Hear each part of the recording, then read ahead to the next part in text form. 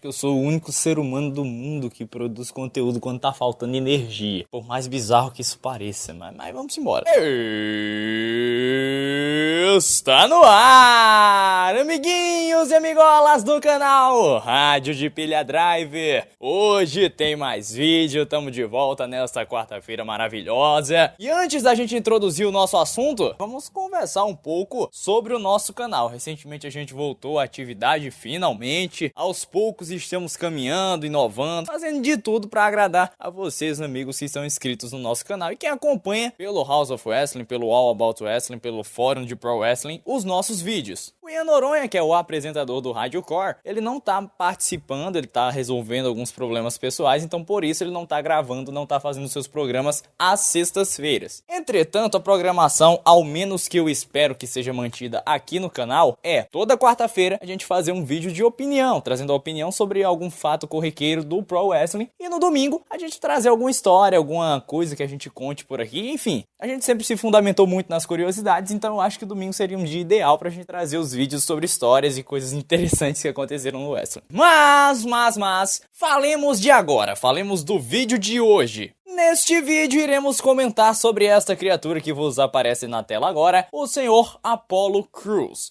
Apollo Crews, que foi promovido ao plantel principal da WWE logo após a realização da WrestleMania 32. Teria sido a subida do Apollo Crews extremamente precipitada? Na minha humilde opinião, quem acompanha os grupos de WhatsApp, de Facebook, muito provavelmente vai saber a minha opinião com relação a isso, porque eu sempre deixei muito clara, é que a subida do Apollo Crews, sim, foi muito precipitada e eu vou explicar a vocês o motivo. A jornada dele pelo NXT não teve nada que a gente possa destacar como algo útil, proveitoso pra gente assistir. Ele teve rivalidade com o Elias Samson, teve algumas lutas pelo cinturão contra o Finn Balor, mas, independentemente disso, a gente não dá pra dizer que ele teve uma passagem muito marcante pelo NXT. Tudo bem, foi promovido, teve uma rivalidade com o Social Outcasts, derrotou todo mundo, mas isso não adicionou rigorosamente nada pra carreira dele. Logo depois teve aquela luta lá com o Chris Jericho, que ele acabou ferrando o Chris Jericho, quase mata o Chris Jericho na classificatória para o Money in the Bank, e a partir dali eu acho que ele ficou cada vez com menos moral dentro da própria WWE. Não é à toa que essa derrota para o The Miz pelo Intercontinental Championship no SummerSlam praticamente sacramentou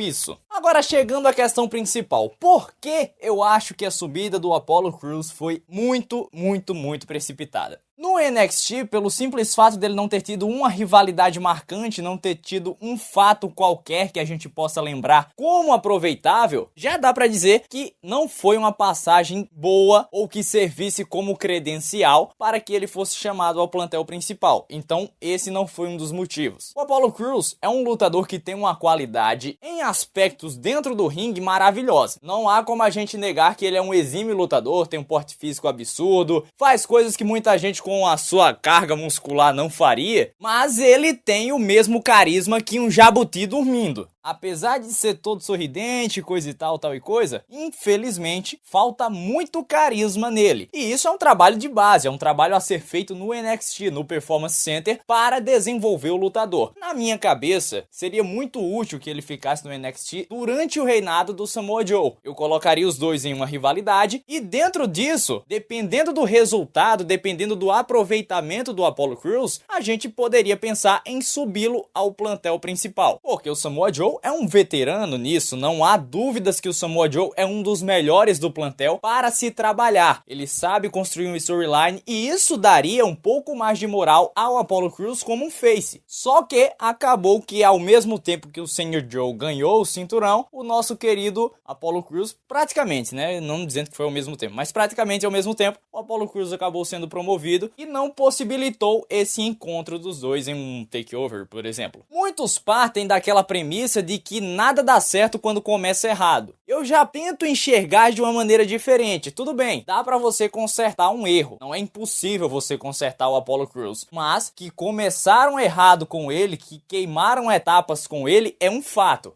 Ele tem apenas 29 anos. A gente olha pro Japão, por exemplo, e vê o Tomohiro Ishii com 40 anos e tá no topo da carreira dele agora. Começou com seus 37, 38, 39 anos a se destacar e a se tornar um dos melhores lutadores do mundo. Então, com um trabalho feito em cima do personagem, em cima da pessoa, em cima da personalidade, você pode transformar a matéria-prima na obra que você quer. Pelo fato de terem queimado etapas, o Apollo Crews acabou sendo queimado. Ele chegou como um talento cru do NXT, que tem um público extremamente diferente do público que acompanha os shows semanais da WWE. Agora ele tá no SmackDown Live e tudo mais. Precisa de um pouco mais de moral, precisa de algum motivo para que o público o apoie, coisa que não existe. No NXT é simplesmente você chegar das independentes, beleza, cheguei, sou um talento independente, você vai ser apoiado. É mais ou menos assim que tá funcionando lá na Full Sail. Agora, quando você muda o público, é completamente diferente. Você não pode levar, por exemplo, um lutador que tá recebendo muita pop, imaginando que o La Sombra, por exemplo, vamos citar o exemplo do La Sombra, o Andrade Almas. Chegou, recebeu uma pop, beleza. A gente viu ele numa luta, vamos subir ele. Só que não são assim que as coisas funcionam. Você recebe aquilo, só que depois de um tempo perde o sentido você apoiá-lo por aquilo. Então qual seria, Tanaka, uma opção para salvar o Apollo Crews desse marasmo? Primeiro, tentar trabalhar esse carisma dele. Talvez colocá-lo quieto. Vamos lá, vamos cogitar um personagem pra ele. Ele vai ser um heel, vai ter um heel turn. Vamos inserir um manager pra ele, porque simplesmente ele com o microfone também tem habilidades muito fracas. Algo que deveria ter sido mais trabalhado no NXT. E ele vai continuar exatamente com esse personagem sorridente. Só que esse sorriso vai ser sarcástico. Ele vai fazer manobras, heels, todos aqueles maneirismos de heels. O Apollo Crews vai dar aquele sorrisinho sarcástico toda vez que ele fizer isso. Isso vai dar um ódio no público. Colocando uma pessoa por trás do Apollo Crews, você vai ter um heel que pode ser muito bem utilizado no plantel do SmackDown Live. É isso, ou você vai juntá-los com a New Day para ver se eles dão algumas lições. Mas fora isso, não tem muito que você pode fazer com o Apollo Crews. Mas é evidente que a subida dele foi muito precipitada, que ele precisava de algum trabalho por trás no NXT, precisava de um pouco mais de tempo para se desenvolver, talvez até para ganhar um cinturão, para ganhar alguma moral, e aí sim ser bem aceito no plantel principal, como foi o Finn Balor, como foi o Seth Rollins, como foram a maioria dos lutadores que tiveram uma construção própria no NXT e foram promovidos. No topo do vídeo aqui você vai conferir uma enquete. Você acha que a subida do Apollo Crews foi precipitada? Vote aí, sim ou não. A gente vai trazer os resultados no próximo vídeo sobre opinião que sai na próxima quarta-feira, se Deus quiser. Com Deus, entenda Mick Foley. É isso aí, amiguinho. Se você nos acompanha aqui no canal Rádio de Pilha Driver, no domingo vai ter mais vídeo. Rapaz, fica ligado que em breve eu tô de volta. Tchau, tchau, galera. Fui!